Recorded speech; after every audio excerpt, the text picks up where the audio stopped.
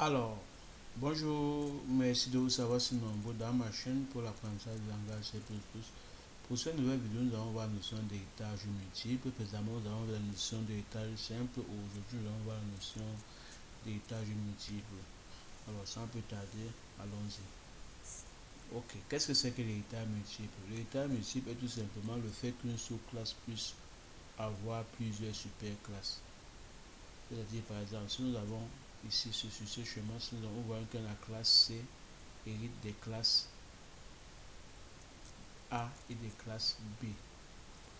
Ok, maintenant ici, notion d'héritage multiple, nous avons vu précédemment comment est-ce qu'on crée le constructeur dans l'héritage simple. Donc aujourd'hui, puisque c'est classé, nous allons voir aujourd'hui comment est-ce qu'on peut créer le constructeur de ces classes C qui hérite des classes A et des classes B. Donc, pour créer le constructeur de ces classes C, on devrait tenir compte de cette petite subtilité. C'est-à-dire, l'ordre de déclaration de superclasse est pris en compte lors de l'invocation de constructeur ou destructeur. Et en ce qui concerne le constructeur, l'initialisation des attributs hérités doit être faite par invocation des constructeurs de superclasses. Donc, plus récemment, je voulais dire que quand une classe hérite d'une autre classe, elle hérite aussi des méthodes et des attributs. Donc, maintenant qu'on parle de l'héritage multiple, vous devez tenir compte de cette petite subtilité que je viens de décrire ici. C'est-à-dire, l'ordre de déclaration de superclasse est pris en compte lors de l'invocation de constructeur. Et puis, en ce qui concerne les constructeurs, l'initialisation des attributs hérités. Donc, par exemple, ici, les attributs de la classe A et B ont des attributs, puisque la classe C hérite de la classe A et de la classe B. Donc, l'initialisation des attributs hérités, les attributs hérités des classes A et B doivent être faites par invocation des constructeurs des superclasses. Par exemple, dans notre cas ici, cela va se faire par l'invocation des constructeurs des superclasses A et des classes B. Donc, voici la syntaxe ici. Nous avons notre sous-classe ici avec liste des paramètres et puis elle hérite de la superclasse 1 avec ses arguments et puis la superclasse 2, la superclasse jusqu'à la superclasse n et avec son argument là. Et puis maintenant l'attribut 1, valeur 1, l'attribut k jusqu'à valeur k. Ok. Quelques astuces. Donc, et l'ordre d'exécution se fait selon l'ordre de déclaration de l'héritage et non selon l'ordre d'appel des constructeurs. Mais l'ordre d'appel des destructeurs est l'inverse de celui des appels des constructeurs. Par exemple ici, si nous avons par exemple une classe ovipare ici, ovipare qui hérite des classes ovovivipare qui hérite des classes ovipare et classe vivipare. Donc, le constructeur de cette classe qui a hérité des classes ovipare et vivipare va se faire de cette façon. Ici, donc puisque ici on a dit ovipare et puis vivipare. Donc si vous faites ici là, donc 2 pour la vivipare et ovipare, on est dans le mauvais ordre ici parce que ici on a sur cet exemple, sur ça c'est un exemple pour vous faire bien comprendre quelques astuces que je viens de numérer ici. Ici nous avons déclaré d'abord ovipare et puis ensuite vivipare. Donc ici, lorsqu'on va appeler, on va faire déclarer le constructeur ovipare ici, puisqu'on a d'abord déclaré ovipare et vivipare. Or ici, si vous écrivez ici, ça serait dans le mauvais ordre. Donc il faudrait plutôt faire ovipare et ensuite vivipare, puisqu'on a déclaré ici ovipare et puis vivipare. Donc J'espère avoir été plus que clair. Donc le bon ordre aurait été ovipare, ensuite vivipare, machin. Puisque la classe ovipare hérite d'abord la classe ovovivipare hérite d'abord de ovipare, ensuite de vivipare. Donc quand vous déclarez ici, si jamais vous êtes confronté à un exercice où il faut utiliser la notion d'héritage multiple, lorsque vous déclarez la classe qui hérite de plusieurs superclasses et, et lors de quand vous allez maintenant essayer de décrire le constructeur de cette classe qui hérite de plusieurs superclasses, il faut tenir compte de l'ordre de déclaration que vous avez fait précédemment. Donc j'espère avoir été plus clair dans mes explications. Donc parlons maintenant de la notion de masquage. Donc, nous avons déjà vu précédemment la notion de masquage et de démasquage. Donc ici aussi, il y a un problème qui se pose quand on parle d'héritage multiple. Parce qu'il y a parfois certaines classes ont des méthodes qui portent le même nom. Et maintenant, lorsqu'il faut les implémenter au niveau du même, il y a un problème qui se pose. Parce que quand vous allez maintenant, si vous créez un objet et que vous appelez maintenant les méthodes qui ont le même nom, donc le compilateur ne saura pas vraiment quelle méthode exactement vous essayez d'appeler. Donc, il en est de même pour les attributs. Donc, problématique, nous avons vu précédemment qu'une sous-classe peut accéder aux attributs et les méthodes d'une superclasse. Et que se passe si ces attributs ou méthodes portent le même nom dans plusieurs superclasses. Donc, ça, c'est la problématique. On parle dans le concept de masquage. Donc, pour faire plus simple, donc nous avons ici la classe A qui a la méthode void affiché const et la classe B qui a la méthode void affiché const ici. Donc, et ensuite maintenant nous avons la classe C qui hérite de la classe A et ensuite de la classe B. Donc maintenant ici dans le main, si on construit un objet C, ici on construit un objet C, donc un objet C de la classe C qu'on va déclarer ici. Donc si on veut maintenant appeler, puisque ces classes C héritent des classes A et B, si on veut maintenant appeler la méthode affichée, ici, le compilateur va faire appel de la méthode affichée, mais seulement le problème va se poser, c'est que bon, il ne va pas savoir quelle méthode choisir, quelle méthode est en train d'appeler quoi. La méthode affichée de la classe A ou celle de la classe B.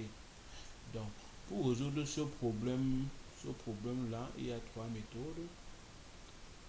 Donc, parce que pour la première solution, vous utilisez la notion de résolution de portée, c'est-à-dire vous faites objet, point d'objet que vous avez déclaré ici, là, l'objet, point A, deux points affichés. Ici, le compilateur saura que c'est la méthode de la classe A que vous essayez d'appeler. Et ensuite, maintenant, il y a une deuxième solution qui consiste à ajouter à la sous-classe une déclaration spéciale indiquant les méthodes ou attributs qui seront invoqués exactement.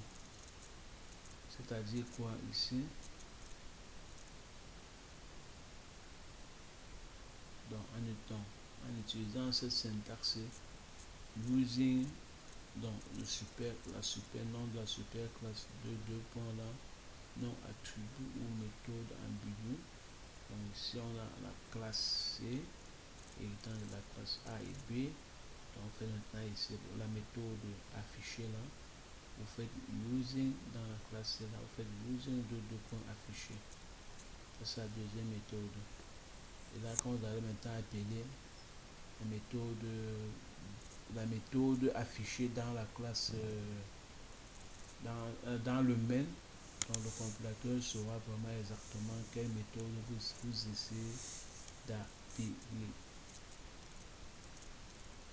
Ici, pour ce cas-ci, pour ce que vous avez fait B, donc le compilateur va plutôt appeler le affiché de la classe B et non celle de la classe A. Parce que vous avez déclaré ici. Ok. Et la troisième solution consiste à ajouter à la sous-classe une méthode définissant la bonne interprétation de l'invocation de l'ambigu. Je ne sais pas si j'ai bien écrit là. Donc, par exemple ici, nous avons la classe C héritant de la classe A et B de notre exemple précédent. Et puis maintenant, là, le public, là, vous faites la void affiché const. Vous faites A de 2 points affiché, B de 2 points affiché. Et là, le compilateur saura quelle méthode, si vous essayez d'appuyer la méthode affichée, le compilateur saura exactement quelle méthode des classes A et B vous êtes en train d'essayer d'appeler, d'invoquer. Alors, passons à la nouvelle notion de classe virtuelle. Donc, qu'est-ce que c'est qu'une classe virtuelle? La classe virtuelle est l'une des raisons pour laquelle certains langages de programmation n'utilisent pas la notion d'héritage multiple. Donc, mais malheureusement, le langage C++ utilise la notion de classe virtuelle. Donc, pour bien vous expliquer qu'est-ce que c'est la notion de classe virtuelle. Donc, supposons ce schéma-ci. Donc, comme toujours, je fais certains schémas pour vous faire bien capter les explications. Donc, nous avons ici deux classes, là, ovipar, vivipar. Et puis maintenant, ici, ovipar qui hérite de ovovivipar qui hérite de ovipar et vivipar. Et puis maintenant, de ovipar qui hérite un nom aussi de animal et vivipar qui hérite un nom aussi de animal. Donc, la question que vous devez certainement vous poser est de savoir si la classe ovovivipar hérite deux fois la classe animal. Ou si un animal a une tête, est-ce que ovovivipar a deux têtes? Une tête pour ovipar et une autre pour vivipar. Je vois ici que ovovivipar hérite des classes ovipar et vivipar. Et puis maintenant, ces deux classes-là héritent un mot aussi de animal, les classes animales. Donc ici, il y a cette petite ambiguïté-là, vous ne savez pas si vraiment la classe ovipar hérite deux fois de la classe animale.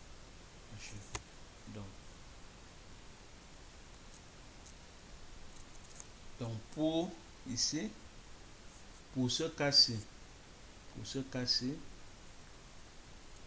on dit, donc pour pouvoir contourner ce problème, c'est-à-dire pour pouvoir faire à ce qu'il n'y ait pas de duplication d'attributs, on doit déclarer la super classe virtuelle. Donc c'est-à-dire pour notre cas,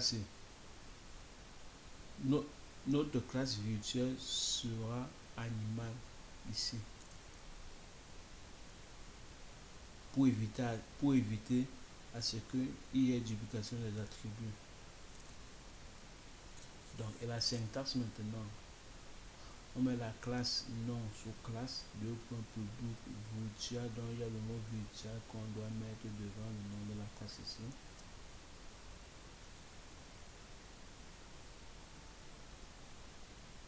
Donc, maintenant, voici un exemple.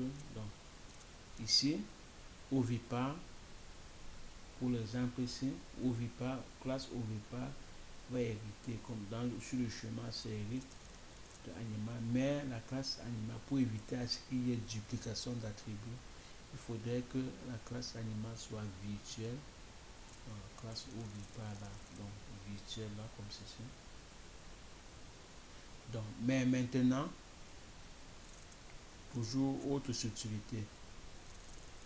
Lors de la construction du constructeur d'ovovivipares, il faudrait commencer par construire la classe virtuelle, ensuite celle des classes des deux superclasses.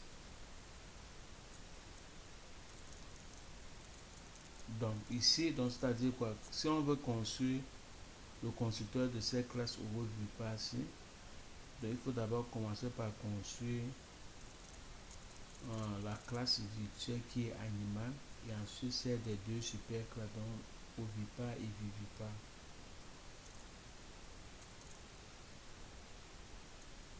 Et puis là, un exemple pour faire encore, pour faire mieux comprendre mes explications. Par exemple ici, ovovivipare, ici, ici, là, donc le constructeur, vous voyez ici, il y a animal qui est la superclasse, après on prend ovipare, on prend vivipare.